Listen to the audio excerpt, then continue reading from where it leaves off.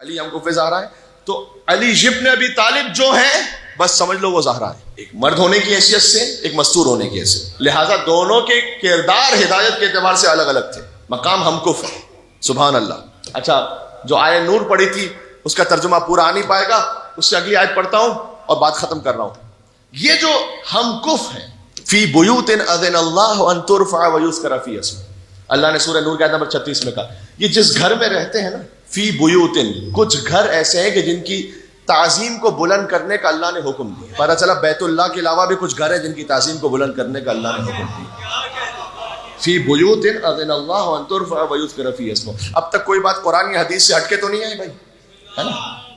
آپ کو حق ہے کسی بھی خطیب سے کہ اگر کوئی خطیب کوئی بات کہے نا تو آپ اسے پوچھ سکتے ہیں کہ قبلہ کوئی قرآن کی آیت کا ریفرنس دیجیے، یا کوئی حدیث معصوم کا ریفرنس دیجیے، یا کسی معتبر بزرگ عالم نے اس بات کو بیان کیا ہو ان کا آپ ریفرنس دیجیے۔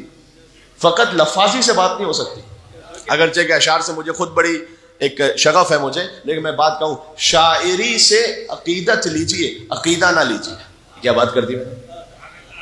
سوائے کچھ ان بزرگ شعراء کے کہ جنہوں نے کلام اہل بیت ہی کی روشنی میں اشعار کہے، شاعری میں ایک عقیدت ہوتی ہے، ضروری نہیں کہ پورا عقیدہ بھی اس میں۔ عقیدہ آپ لیجیے قرآن اور مستند احادیث سے، چاہے بڑی سے بڑی بات ہو۔ آپ دیکھیں گھبرا تو نہیں گئے، بارش ہو رہی ہے، بات پڑھتا رہوں، چلیں۔ فی بیوت اذن اللہ ان ترفع ویذکر فیہا اسمہ، اللہ اکبر، 1 گھنٹہ ہو۔ تو کچھ گھر ایسے جن کی تعظیم کو بلند کرنے کا اللہ نے حکم دیا، ان گھروں کی پہچان کیا ہے؟ پروردگار گھر کا نام تو نہیں لکھا ہوا یہاں پر، کوئی گھر کی پہچان ہے یا نہیں؟ یسبح لہ فیہا بالغدو والآصال، اس گھر کی پہچان یہ ہے کہ یہاں صبح و شام اللہ کی تسبیح پڑھی جاتی ہے۔ یا نماز کے بعد کی تسبیح کس گھر سے ملی ہے آپ کو؟ یا اللہ، یا اللہ، اس گھر کی پہچان ہے صبح و شام تسبیح پڑھی جاتی ہے۔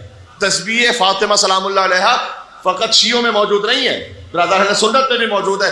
میں میڈیا پہ مولا علی علیہ السلام کے پروگرام میں بات کر رہا تھا، تو وہاں پر جب بی بی کے بارے میں بات آئی تو ایک اہل سنت عالم مفتی اسماعیل صاحب نے، نورانی صاحب نے ایک بات کہی ہمارے سامنے آن ایئر کہ بی بی کی تسبیح، یہ گھر ایسے جن کی تعظیم کو بلند کرنے کا اللہ نے حکم دیا ہے، جن میں صبح و شام اللہ کی تسبیح پڑھی جاتی ہے۔ تسبیح کس در سے ملی ہے؟ فاطمہ زہرا کے در سے سلام اللہ علیہ۔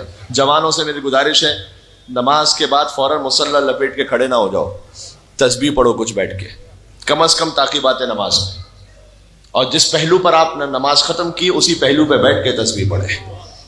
حدیث میں آیا ہے کہ جہاں آپ نے اسی پہلو پہ بیٹھ کے تسبیح پڑھی، آپ اپنے مقام سے نہیں اٹھیں گے مگر اللہ آپ کے سارے گناہوں کو معاف کر دے گا۔ سبحان اللہ۔ مولا نے فرمایا تسبیح عدد میں 100 کے برابر ہے، نامہ اعمال میں 1000 کے برابر ہے۔ اچھا، لطف کی بات ایک یہ ہے، تسبیح وہی پڑھے گا نا جو پہلے نماز تو پڑھے گا۔ کیا خیال ہے؟ جو نماز ہی سے فارغ ہو وہ تسبیح کیا پڑھے گا پھر؟ تو سبحان اللہ، بات واضح ہو رہی ہے۔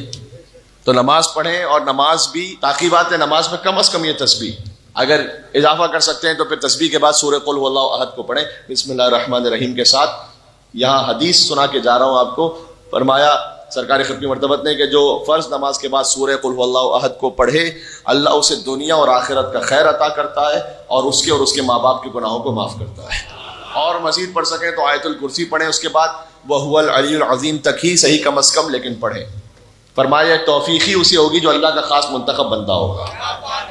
جی، تو تسبیح پڑھیں۔ چوتھے امام ایک جگہ تھے، ایک نماز پڑھ رہا تھا، ایک جوان بڑے جلدی نماز پڑھ رہا تھا، اللہم صلی علی محمد وعلی محمد، جلدی نماز پڑھ رہا تھا، اور اس کے بعد جیسے ہوتا ہے نا کچھ لوگ، کچھ جوان ہوتے ہیں، حدیث میں ایسے نماز پڑھتے ہیں کہ جیسے ایک پرندہ چونچ مار رہا ہو، یہ حدیث کا جملہ ہے۔ امام گئے اس کے پاس، اس نے دعا کی نماز کے بعد، پروردگار میں نے نماز پڑھی ہے، مجھے جنت میں ایک گھر عطا کر۔ سبحان اللہ۔ بعض لوگوں کی ایکسپیکٹیشن بڑی ہوتی ہے، اور اے اللہ مجھے اس جنت کے محل میں 4 حوریں عطا کر۔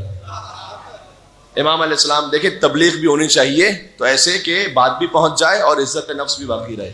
تو امام نے اس سے کہا کہ اے شخص، حق کے مہر تو اتنا کم بھیج رہا ہے اور چلا ہے 4 حوروں سے شادیاں کرنے کے لیے۔